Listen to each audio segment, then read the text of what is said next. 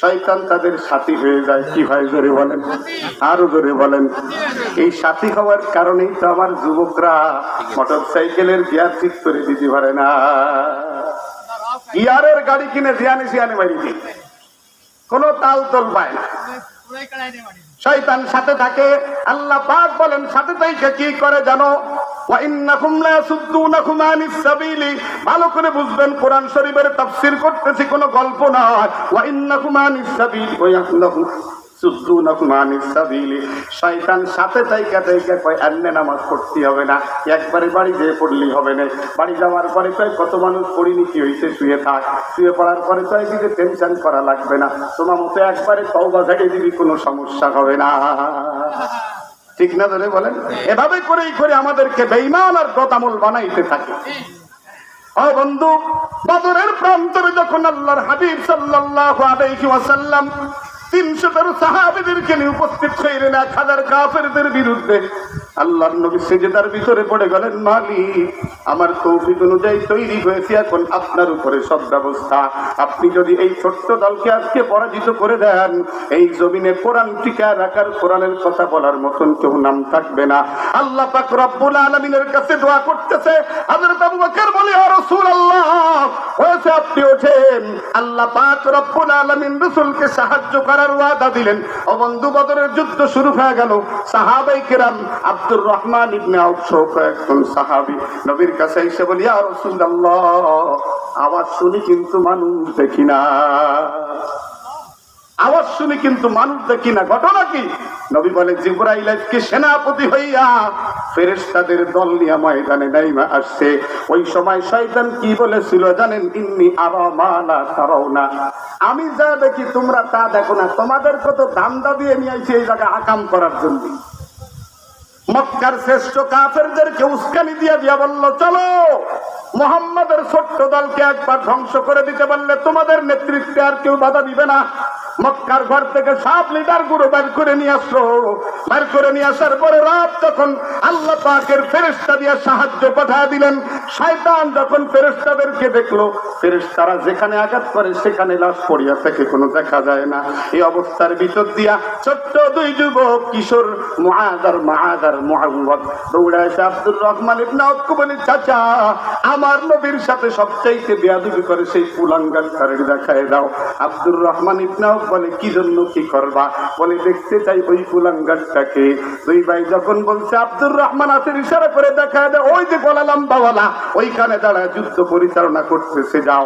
বাস পাখির মতো দুইজনে জান্নাতের নেশায় শুইটা, একজনে আবু জাহেলের ঘোড়ার পায়ে আঘাত করেছে, আর একজন আঘাত করবে সেখানে।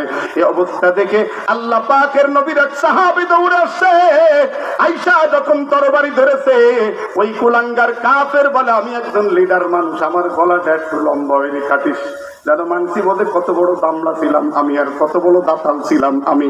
এরে বন্ধুরা আমার, জান্নাতের নেশায় যখন এই কাজটা তুই কিশোর করে ফেললো, আল্লাহু আকবার। শয়তান তখন কি করেছিল জানেন? পিছন দিকে দৌড়ে আর বলে, ইন্নী আরা মা লা তারাউনা, আমি যা দেখি তোমরা তা দেখো না। ইন্নী আখাফুল্লাহ রাব্বুল আলামিন। শয়তানের ভাষা। কার ভাষা? ভাষা তো আল্লাহ পাক কোরআনে রাখছেন। শয়তান, আমি আল্লাহরে ভয় করি। আমাদের সমাজে এইরকম ধান্দাবাদ আছে না নাই? দাতাল সৌদুর, আমরা কেন আল্লাহরে ভয় করি না তা চিন্তা করবেন না। যদিও চাকাম করি, ওটা আল্লাহ দেখে দেয় না। ওদের কথাবার্তা বাপ, কিন্তু তা আল্লাহ দেখে না। আল্লাহ বলে, আলাম আলাম বি আন্নাল্লাহ ইয়ারা, আলাম আলাম বি আন্নাল্লাহ ইয়ারা, ওরা কি জানে না আমি দেখি?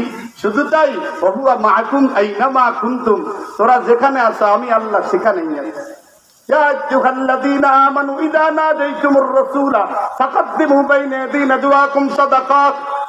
আল্লাহ পাক রব্বুল আলামিন আরেক জায়গায় বলেন, ভালো করে শুনে নাও, তোমরা যখন দুইজন কথা বলো তখন আমি আল্লাহ সেখানে থাকি। যখন তিনজন কথা বলো আমি আল্লাহ চতুর্থ থাকি। তোমরা যদি চারজনে কোনো গোপন বৈঠক করো আমি আল্লাহ পঞ্চম থাকি। এই মুহূর্তে একটা স্মরণ আসতেছে না। আল্লাহ পাক বলেন ইয়াউমা ইয়াবআসুহুমুল্লাহু জামিআন ফায়ুনাব্বিউহুম বিমা আমিলু আহসাহুল্লাহু ওয়া নাসু।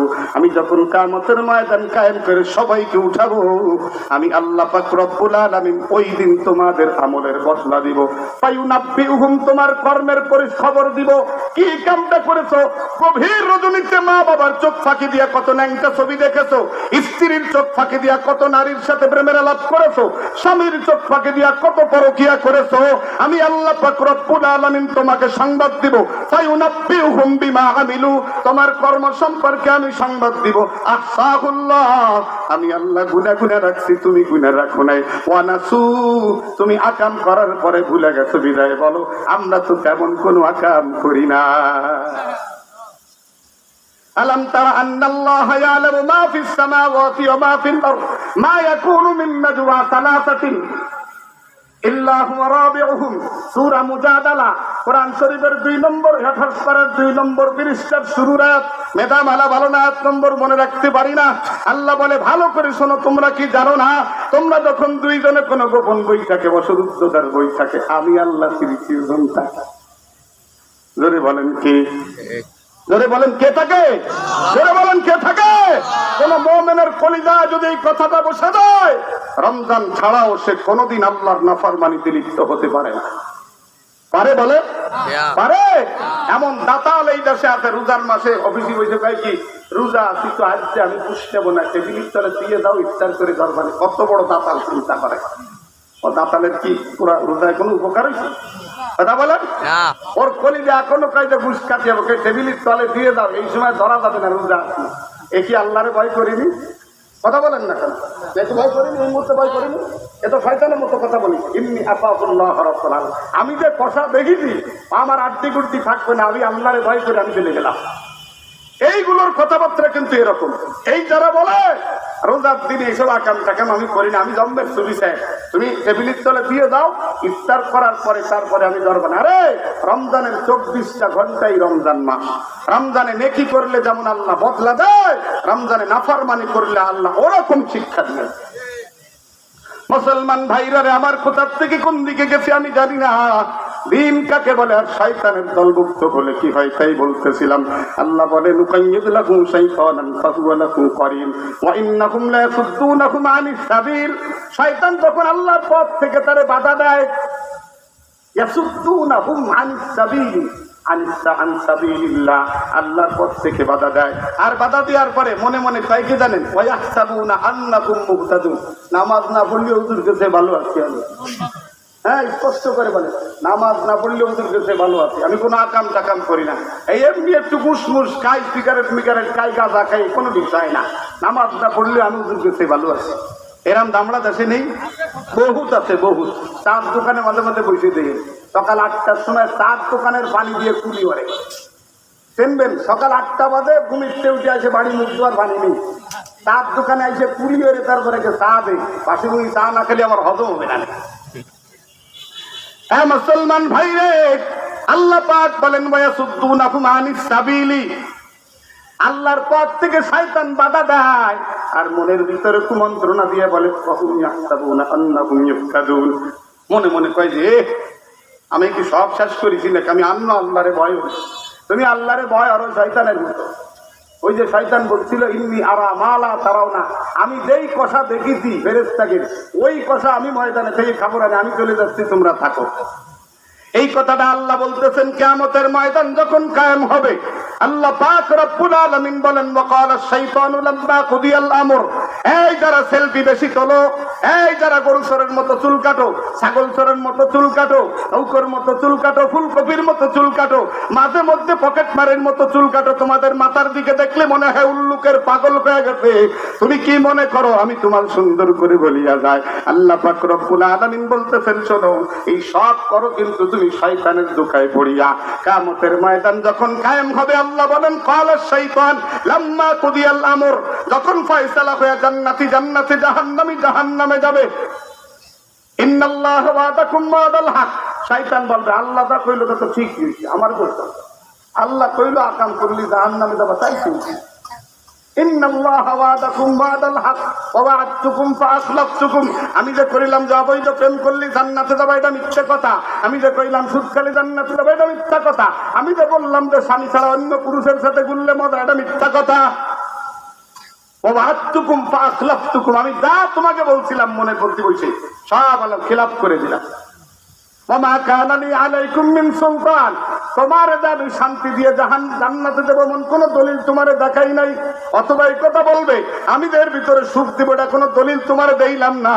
তোমার মনের মধ্যে বসে খালি কইলাম তাই বললা যা, আজ রাত্রি অমুক জায়গায় যাত্রা করতে কিছু মহিলা ল্যাংটা নাচবে, দেখলে মজা লাগবে, শুধু এইটুক কইলাম, আর কিছু আমি করিলাম না। ওমা কানা লি আলাইকুম মিন সুলতান ইল্লা আন দাআউতুকুম, আমি শুধু মাইকিং করিলাম, হই হই কাণ্ড, রই রই ব্যাপার, অমুকের নামে ফুটবল টুর্নামেন্ট হবে, মাগফিরাত কামো নাই। কথা বলেন। আমি পরশুদিনকে বরিশাল গেছি, আসার পথে শুনতেছি অমুকের রুহের মাগফিরাত কামনায় টুর্নামেন্ট। সাবাস সাবাস, কোরআন বাদ দিয়ে এখন টুর্নামেন্ট দিয়ে রুহের মাগফিরাত, মানে ওনার নাম বলতেছে মরহুম। কি বলতেছে? একজন মরহুম মানে রহমত প্রাপ্ত ব্যক্তির স্মৃতিচরণ করে টুর্নামেন্ট করবে রাতের বেলায়। কতটা সওয়াব হবে বলেন তো আপনারা? এই সওয়াব ফেরেশতারা গুনেও পারবে, বোঝাও পারবে। শয়তান এইভাবে করে ধোঁকা দেয় আর বলে আমার কাছে তো কোনো দলিল ছিল না, ইল্লা দাউতুকুম, আমি শুধু তোমাকে দাওয়াত দিছি। দাওয়াত দিছে না? কথা বলেন। কি দিছে? দাওয়াত দিয়ে দিয়ে গুনাহ করে। আগামীকালকে কনসার্ট হবে, কুত্তালাপ হবে, বাস জনগণ ভিড় দিছে এমন দিয়া পুলিশও দেখাতে পারতেছে না। আর মাহফিলের ময়দানে মানুষ ধরে টাইনে আনাও যাচ্ছে না। আপনি জানেন তৈরি কবে যে এখন না একটু পরে আসছে কাপড় খারাপ। আপনি যদি কারণে ধরেন যুবকদের মুক্তি দেওয়া কয় কাপড়ের মধ্যে দিচ্ছি আমি, এত বড় পিঠা তুই কাপড় করে মুক্তিকা, বলে কাপড় করে মুতিনি, কুলুপ করিনি।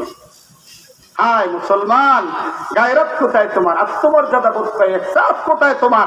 তুমি তো একটা জান্নাতি মানুষ, তুমি তো হাবিবে কিবরিয়া হাবিবুল্লাহর উম্মত। তুমি জানো কত দাম? জানো তুমি? রাত তোমার জন্য, তোমার জন্য রাসূল আকরাম সাল্লাল্লাহু আলাইহি ওয়াসাল্লামের সাথে ওয়াদা করেছেন, ওয়ালা সাউফা ইউতিকা রাব্বুকা ফাতারদা। নবী, আপনার জীবনের ত্যাগ আর তিতিক্ষার বদৌলতে আমি আপনাকে এমন দাওয়া দেব আপনি খুশি হয়ে যাবেন। সুবহানাল্লাহ বলেন। রাসূল বলেন, জিবরাইল আগে কথা রাখো, আমি অতক্ষণ খুশি হব না যতক্ষণ আমার একটা উম্মত জাহান্নামে থাকে। হায় মুসলমান, তুমি কোন নবীর উম্মত? তুমি কার জন্য দুনিয়াতে জীবন বিলীন করতেছো? যেই নবী আল্লাহর সাথে ওয়াদা করে নিয়েছেন যে আল্লাহ আমি অতক্ষণ খুশি হব না যতক্ষণ পর্যন্ত আমার একটা উম্মত জাহান্নামে থাকবে। হায় মুসলমান, হায় রে মুসলমান, কোথায় ঘুরতেছো তুমি? কোথায় ফিরতেছো? নবী পাক আজও জিন্দা নবী মদিনাতে শুয়ে আছেন। তোমার জন্য আজকে মদিনাতে শোয়া আমার নবী পাকের কাছে প্রস্তাব রাখা হয়েছিল, আপনি কি আসমানে থাকবেন না জমিনে থাকবেন? বললো আমার উম্মত কোথায় থাকবে? উম্মত জমিনে থাকবে। তো আমি কেন আসমানে? আমি আমার উম্মতের জন্যই জমিনে থাকতে চাই, উম্মতের জন্য। হায় উম্মত, সেই নবীকে এখন চিনে না। বলে হুজুর চিনি না। কি করে চেনেন? আপনি যদি চিনতেন তাহলে প্রতিদিন কি কোদাল মারতেন আপনার মুখের পরে? হ্যাঁ, প্রতিদিন কি কোদাল মারতে পারতেন আপনি? আপনার স্ত্রীকে ব্যাপার নয়, আপনার টাকা খরচ করে প্রসাধনী কিনে দিয়ে সাদায় আর একজন পুরুষকে দেখান। আপনার বুদ্ধি কতটা বলো? কত ভালো বুদ্ধি!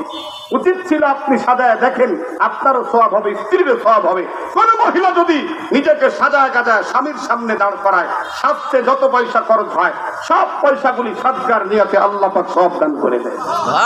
আর যখনই ডিজিটাল মার্কা, এই যে দোপাট্টা চারপাট্টা বোরকা পরে ঠুসি মার্কা এক পর্দা করে বেড়ে যায় রাস্তায়, শয়তান খালি হাতে তালি বাজায়, ডাক বাইর করেছি রাস্তায় একটা দেখ, দেখে যা। ওর মনে মনে করছে বিশাল পর্দা, মুখের পরে এমন এক মাস্ক লাগাইছে, মাস্কে আবার লাভও দিয়া। বলেন কলিজা কত নষ্ট হলে এমন হয়?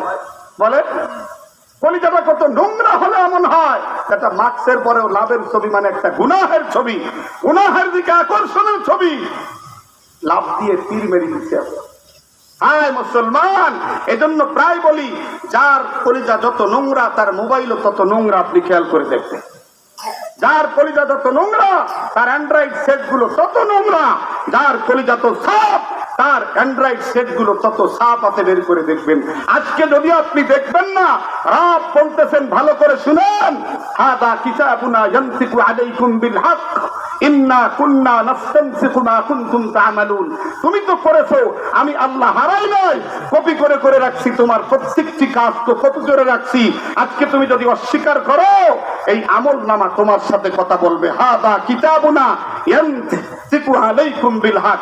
আজকের দুনিয়াতে কোর্টে দুই পক্ষ যখন জেরা করে, তখন দুই পক্ষের উকিল বলে, স্যার মৌখিক কোনো কথা না, আপনি কাগজ পড়ে দেখেন, কাগজ বলে দিবে কার জমি। ঠিক না জোরে বলে? কথা বলেন ঠিক কিনা?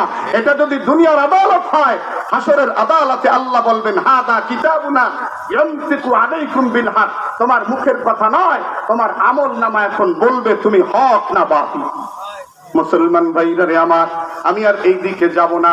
এজন্য সুন্দর আখলাকের একটা আলোকিত মানুষ হওয়ার জন্য আল্লাহ পাক রব্বুল আলামিন কোরআন শরীফ দান করে বলেন, আর রহমানু আল্লামাল কুরআন। মুফাসসিরিন কেরাম লিখেছেন, মানুষের অস্তিত্ব কোরআন ছাড়া হতে পারে না। মানুষের অস্তিত্ব, কথা বলেন, মানুষের অস্তিত্ব কোরআন ছাড়া। আর ভালো করে মনে রাখবেন, মানুষ মরে না, মানুষের ইন্তেকাল হয়, বডি মারা যায়। আর এই বডিটা হলো দুনিয়ার 4 উপাদানে তৈরি: আগুন, পানি, বাতাস আর মাটি। আগুন, পানি, বাতাস, মাটি, এই 4 জিনিস দিয়ে স্ট্রাকচার তৈরি করে মানুষকে আল্লাহর ভিতরে ঢুকা দিয়ে বলেন, মানুষ যদি কোরআন শেখে তাইলে মানুষ হবে, যার ভিতরে কোরআন নাই সে আমি আল্লাহর কাছে মানুষ না। কোথায় পাইলেন? কোরআন শরীফে আল্লাহ বলতেছে, আল্লামাল কুরআন খালাকাল ইনসান। কোরআন শেখায় মানুষ বানাইছে, কোরআন শিখো নাই, মানুষ হও নাই। এই কোরআন আপনার কাছে আসার কারণে আপনার জিম্মাদারি কি? আল্লাহু আকবার, জিম্মাদারি। আল্লাহ বলতেছেন, ইন্নাল্লাযী ফারাদা আলাইকাল কুরআনা লারাদ্দুকা ইলা মাআদ। নবী পাক যখন নবুয়তির পরে এই কাফেরদের অবর্ণনীয় নির্যাতনের কারণে রবের পক্ষ থেকে হুকুম হইল হিজরত করার। আল্লাহর নবী হিজরতে রওনা হয়ে গেলেন। গারে সাউরের ভিতরে থাইকা আবার যখন মদিনার পানে রওনা হইলেন, মক্কার পরিচিত রাস্তা নজরে পড়ে গেল। নবীর চোখ অশ্রুসিক্ত হয়ে যায়। আল্লাহ পাক রব্বুল আলামিন বলেন, হাবিব গো, আপনি তো নিজের কোন দুনিয়ার দান্দা এখান থেকে বের হন নাই, কোরআনের জন্য আপনাকে বের করা হয়েছে। মুফাসসিরিন কেরাম লিখেছেন, ইন্নাল্লাযী ফারাদা আলাইকাল কুরআনা, এই কোরআনের তেলাওয়াত, এই কোরআনের দাওয়াত, এই কোরআনের প্রচার, এই কোরআনের বাস্তবায়ন আপনার জন্য ফরজ। কি বলেন? জোরে বলেন কি? জোরে বলেন কি? আল্লাহর নবী ইন্তেকালের সময় বলে গেছেন, উম্মত আমি কিন্তু তোমাদের কাছে পরিপূর্ণ পৌঁছে দিয়েছি। আপনি পৌঁছেছেন। নবী আবার বললেন, বাল্লিগু আন্নী ওয়ালাউ আয়া, দায়িত্ব তোমার কাছে রেখে গেলাম। আমার 4 মিশনের কাজ। কোরআন শরীফের তেলাওয়াত হলো ফরজ। কোরআন শরীফ শিক্ষা কি? জোরে বলেন, আরো জোরে বলেন। আমাদের দেশের সব প্রাইমারিতে, স্কুলে প্রাইমারিতে কোরআন শরীফ শেখানো হয়। সুতরাং আপনারা ছেলেগুলো প্রাইমারিতে দিলে কোরআন শরীফ শিখে যাবে। কলেমাটাও শিখাই না, কলেমাটাও শিখাই না। মুসলমানের কালেমাটাও শিক্ষা দেয় না। এজন্য বাংলাদেশের উলামায়ে কেরাম আপনার সন্তানের প্রতি জান্নাতি বানানোর দরদি হয়ে নূরানি মাদ্রাসা প্রতিষ্ঠা করে বলেন, তোমার সন্তানকে কলিজার ভিতরে কালেমার পবিত্র বীজ রোপণ করে দাও।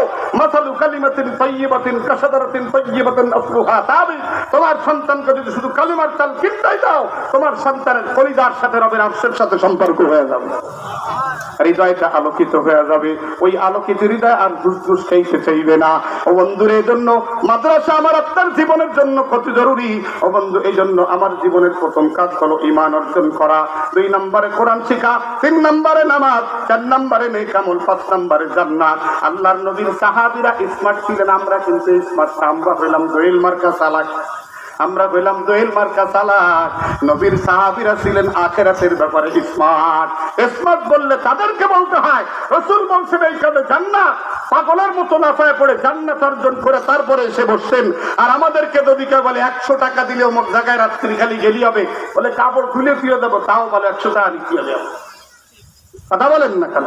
আবার আমরা বলি স্মার্ট। স্মার্ট তাকে বলে যে দুনিয়াও ঠিক রাখে, আখিরাতও ঠিক রাখে। যে নামাজ না পড়ে ব্যবসা করে, ওই স্মার্ট নাও। পাগল যে নামাজও ঠিক রাখে, ব্যবসাও ঠিক রাখে, স্ত্রীর হক আদায় করে, মায়ের হক আদায় করে, সন্তানকে আদর করে, বাবাকে আদর করে, এ হলো সত্যিকার স্মার্ট। যে আখিরাত ধরতে দুনিয়া শেষ করে দেয়, এমন আল্লাহ পাক নবীও বলেন নাই। বলে এই ধরনের গান্দা করে আমার দরকার। আর যেই ব্যক্তি দুনিয়াকেও ঠিক রাখে, আখিরাতও ঠিক রাখে, আল্লাহ পাক কারুনকে বলেছিলেন, কারুন দুনিয়ার পাওনাটা তুমি বুঝে নাও, আখিরাতের জন্য তুমি আমারে কিছু দান করে দাও। আহসিন কামা আহসানাল্লাহু ইলাইক। কারুন বলল যে তাই হয় নাকি, আমার বাপ দাদা তোমার দেবো। গন্ডগোল বাধা দিল। মুহতারাম হাজিরিন, আমার আলোচনা একেবারে শেষ। আমি শেষ কথাটুকুন বলতেছি, আল্লাহর নবীর কাছে যেদিন কোরআন নাযিল হয়েছে সেদিন থেকে নবী পাক 24 ঘন্টা কোরআন তেলাওয়াত করতেন, সাহাবায়ে কেরামও তাই। কাফেররা বলল মুহাম্মাদের পরে নতুন এক আযাব চাবি পড়ছে। এই আয়াতের সাথে সাথে আল্লাহ পাক কোরআনুল কারীমের সূরা তাহা নাযিল করে বলেন, তাহা প্রিয় রাসূল আমার, মা আনজালনা আলাইকাল কুরআনা লিতাশকা, কোরআন আপনার কষ্টের কারণ না, 24 ঘন্টা তেলাওয়াত করতে হবে না। এরপরে নবী একটু শান্ত হয়ে একটু আরাম করলেন। আল্লাহ পাক বললেন, ইয়া আইয়ুহাল মুযাম্মিল কুমিল লাইলা ইল্লা কালিলা, নবী আমার রাতের বেলা আমাকে কোরআন তেলাওয়াত শুনান, আপনার দিলটা ইসলামের জন্য মজবুত করে দিব আমি। মুহতারাম হাজিরিন, কোরআন যারা শিখে তারা আল্লাহর আহাল। এই পৃথিবীতে যেমন প্রত্যেকের কিছু খাস লোক থাকে, আল্লাহর নবী বলেন আল্লাহর খাস হইল যারা কোরআন শেখে তারা। সুবহানাল্লাহ বলেন। আল্লাহ আমাকে আমাদের সকলকে যেন সত্যিকারে কোরআন বলা আল্লাহর খাস মানুষ হওয়ার তৌফিক দান করেন। আমিন সুম্মা আমিন। ওয়া আখিরু দাওয়ানা আলহামদুলিল্লাহি রাব্বিল আলামিন ওয়া সাল্লাল্লাহু আলা নবিয়্যিল কারীম। আসসালামু আলাইকুম ওয়া রাহমাতুল্লাহি ওয়া বারাকাতুহু।